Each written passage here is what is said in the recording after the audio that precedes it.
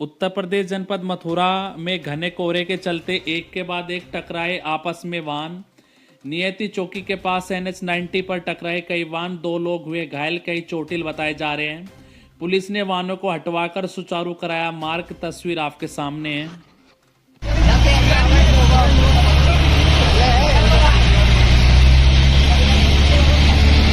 आगे देख सकते हैं आप कितना भयंकर एक्सीडेंट हुआ है। नेशनल दिल्ली आगरा हाईवे पर एक ट्रक ईंटों के टक्कर में ठुक चुका है। उत्तर प्रदेश के आगरा में नकली देसी घी की बड़ी फैक्ट्री संचालित की जा रही थी। 18 कंपनियों के ब्रांड का नकली देसी घी पूरे देश तमाम राज्यों में भेजा जा रहा है।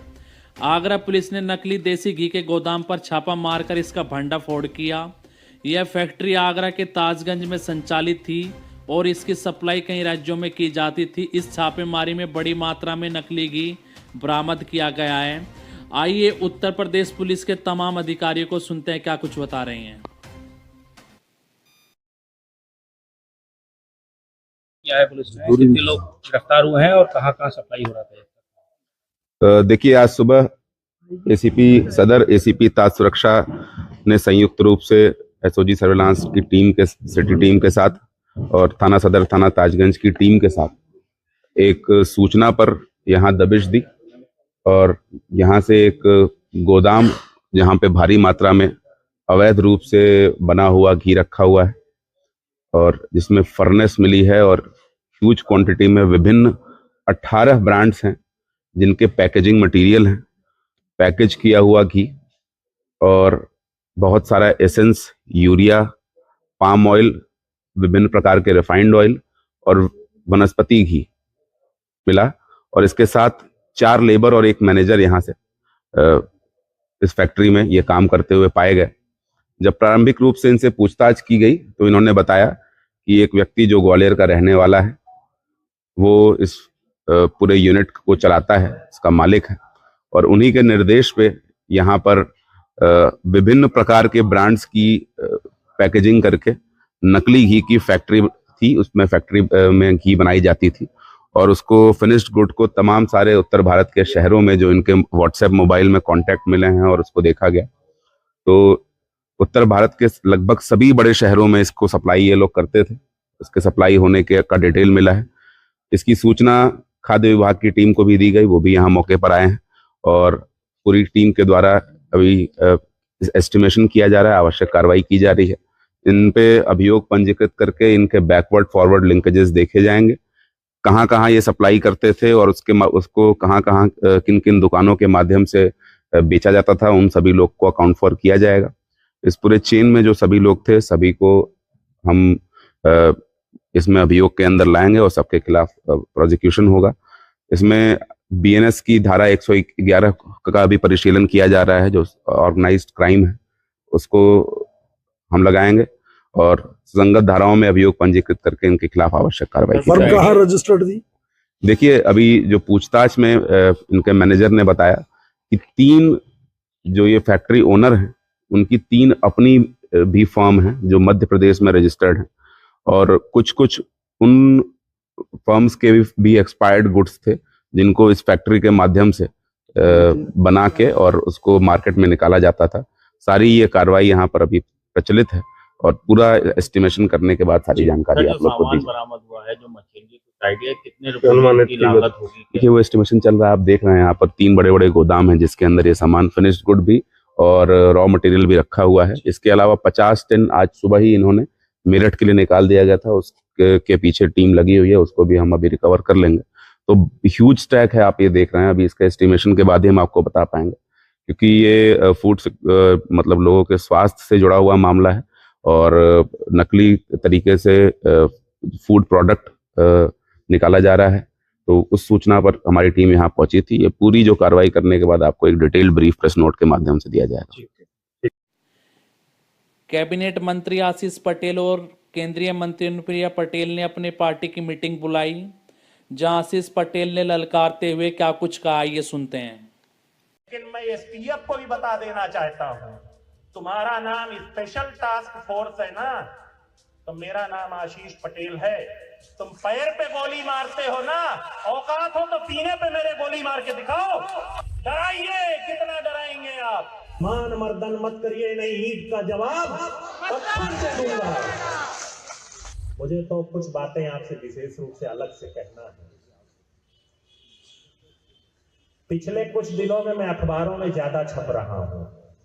पूरी ताकत लगाई जाती है कि मेरा न छपने पाए, इसके बाद भी मैं छप रहा हूं।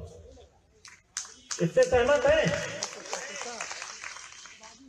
मेरा सकारात्मक वाला पोर्शन रोक दिया जाता है और नकारात्मक वाला पोर्शन, मेरे मीडिया के कुछ भाई बुरा ना मानेंगे, नकारात्मक वाला पोर्शन छपवाया जाता है और सकारात्मक वाला पोर्शन दबा दिया जाता है। यही राजनीति है। पर आपसे एक सवाल पूछूं, लड़ना है या डरना है? खड़े होके बोलिए, लड़ना है या? तो ये आप सरदार पटेल का बेटा है, ये लड़ेगा, लड़ेगा, लड़ेगा, डरेगा, लड़ेगा। बैठ जाइए, बैठ जाइए, बैठ जाइए।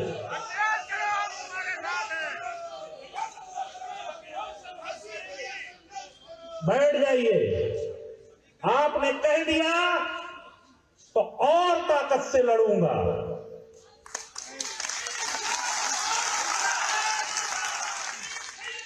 और ताकत से लड़ूंगा। सुनिए, बैठ जाइए, बैठ जाइए, बैठ जाइए, बैठ जाइए, बैठ जाइए। मैं षड्यंत्रों से डरने वाला नहीं हूं। मैं तो खुली किताब हूं। मैंने कह दिया सीबीआई से जांच कराइए। डरते क्यों हैं? कराइए। मेरे हर कार्य की सीबीआई से जांच कराइए। पर अखबार में 1700 करोड़ रुपया का दुरुपयोग करके, सूचना विभाग का उपयोग करके अखबारों में किसी भी राजनीतिक आदमी का मान मर्दन मत करिए, नहीं ईंट का जवाब पत्थर से दूंगा। जिंदाबाद, जिंदाबाद। मैं डरने वाला नहीं हूं। मैं थप्पड़ खा करके चुप बैठने वाला भी नहीं हूं।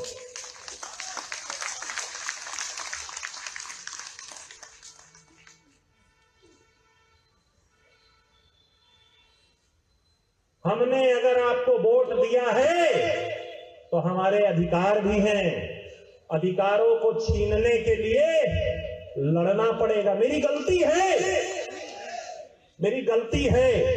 मैंने 14 में से 7 इंजीनियरिंग कॉलेज के डायरेक्टर वंचित वर्ग के बनाए। ये मेरी गलती है। मेरी गलती है कि मैंने अपने विभाग में पिछड़े दलित वर्ग के लोगों के हितों की रक्षा की है। ये मेरी गलती है और ऐसी गलती मैं करता रहूंगा। मैं ऐसी गलती करता रहूंगा, डरूंगा नहीं।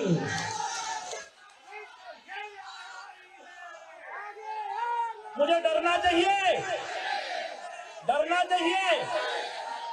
नहीं डरूंगा, डरूंगा नहीं। डराइए, कितना डराएंगे आप? आपके पास अगर तंत्र है तो मेरे पास जनतंत्र है। और लड़ाई में हमेशा कौन जीतता है? कौन जीतता है? जनतंत्र। तो जब जनतंत्र आपके साथ है तो तंत्र से डरने की कोई जरूरत नहीं है। मैं तो पूछना चाहता हूं, एक धरना मास्टर है, 2 जुलाई हुई तो धरना, 17 अक्टूबर हुआ तो धरना। हमारे मीडिया के कुछ साथी हैं, इनको एक आइटम चाहिए और वो आइटम मिल जाता है। आशीष पटेल की सही बात नहीं छापते क्योंकि दबाव बहुत है, 1700 करोड़ का दबाव है। 1700 करोड़ रुपया का दबाव है। मैं तो भिखारी आदमी, मैंने तो यह भी कहा कि मैं और मेरी पत्नी भारत सरकार में मंत्री हैं। 2012 में पहली बार विधायक बनी थी और अभी वो भारत सरकार में मंत्री हैं। उनकी भी संपत्ति की जांच करा ली जाए, मेरी भी संपत्ति की जांच करा ली जाए। कितनी संपत्ति बढ़ी, सब पीएमओ की वेबसाइट पर चपका हुआ है, उसको कोई नहीं निकालता। कहां चपका है? प्रधानमंत्री जी की वेबसाइट पर। उसके बारे में कोई बात नहीं करता।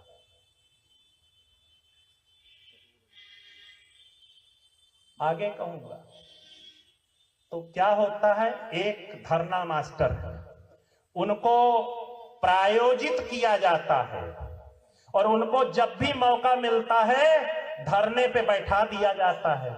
मैं तो एसटीएफ के उन अधिकारियों के बारे में जानना चाहता हूं जिस विधानसभा में परिंदा भी पर नहीं मार सकता, उस विधानसभा में विधानसभा बंद होने के बाद एसटीएफ के किस अधिकारी ने 2 लोगों को उनके साथ धरने पर बैठने के लिए भेजा है? मेरे मीडिया के साथी पता कर ले तो दूध का दूध पानी का पानी हो जाएगा। इसीलिए मैंने कहा था एसटीएफ से सावधान रहिएगा। सारे षड्यंत्र की रचयिता कौन है? कौन है? मैंने नाम बता दिया आपको, लेकिन मैं एसटीएफ को भी बता देना चाहता हूं। तुम्हारा नाम स्पेशल टास्क फोर्स है ना, तो मेरा नाम आशीष पटेल है। तुम पैर पे गोली मारते हो ना, औकात हो तो सीने पे मेरे गोली मार के दिखाओ।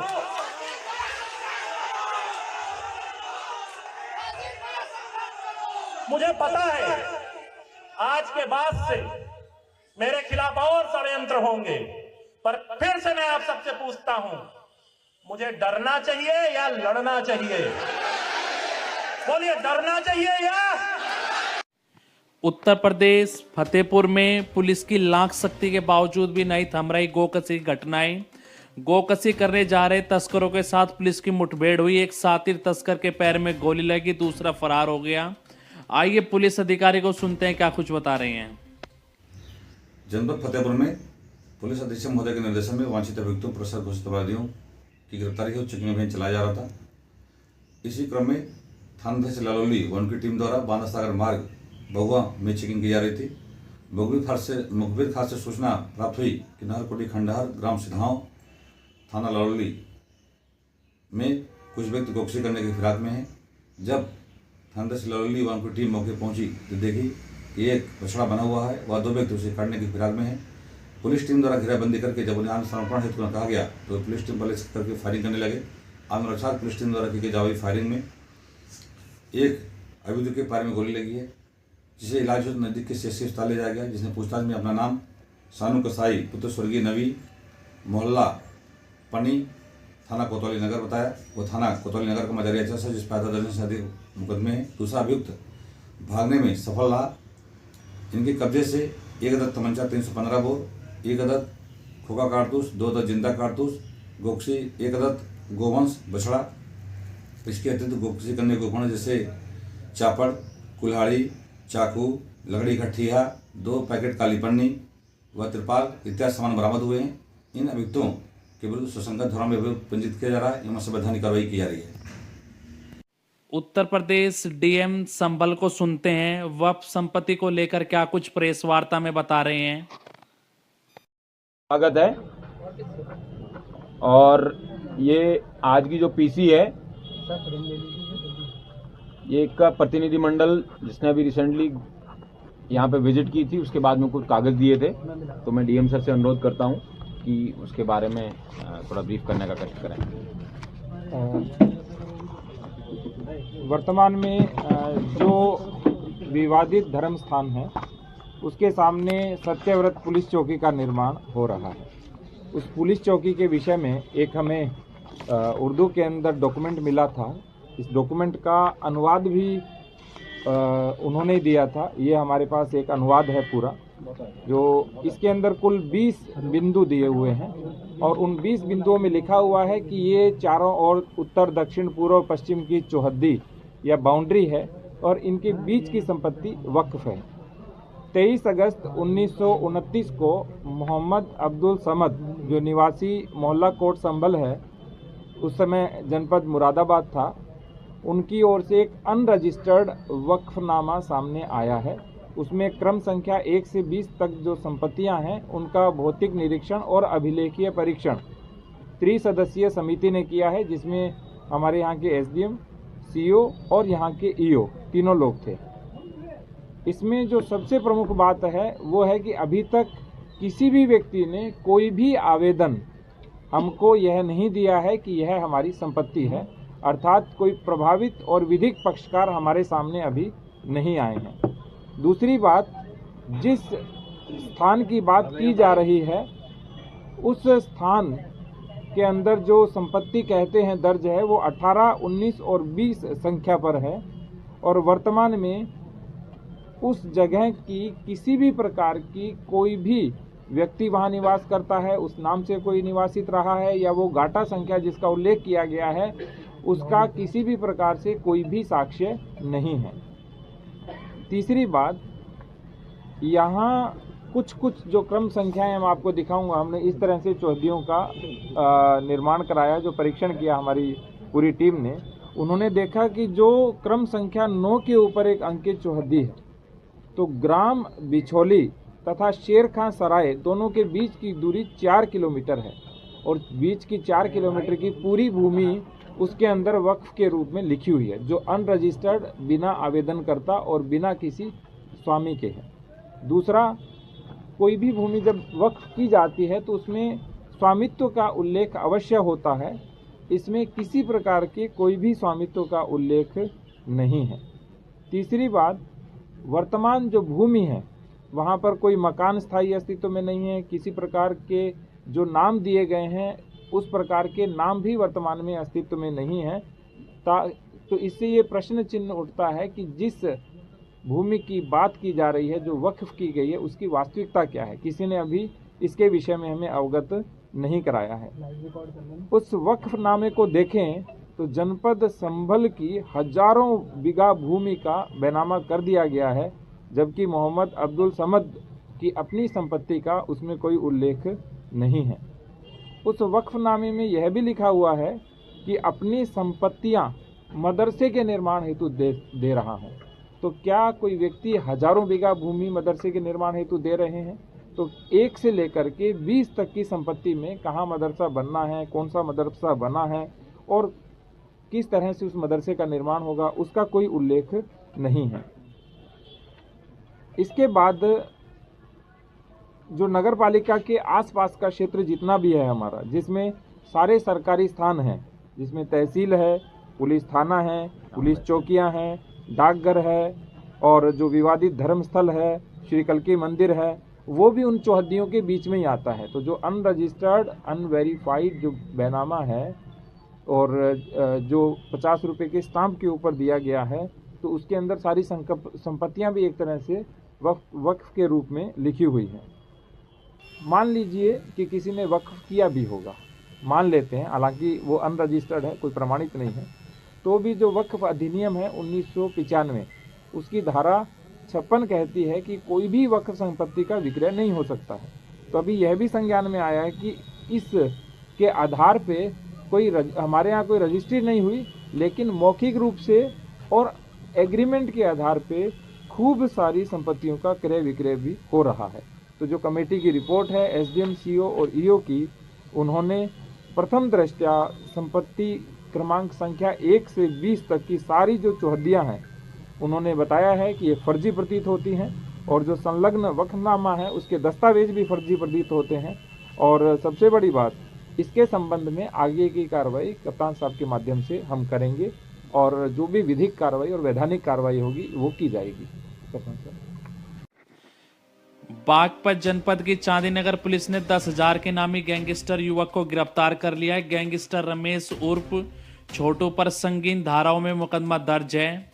जिला गाजियाबाद लोनी का रहने वाला है। गैंगस्टर उमेश, तस्वीर आपके सामने है।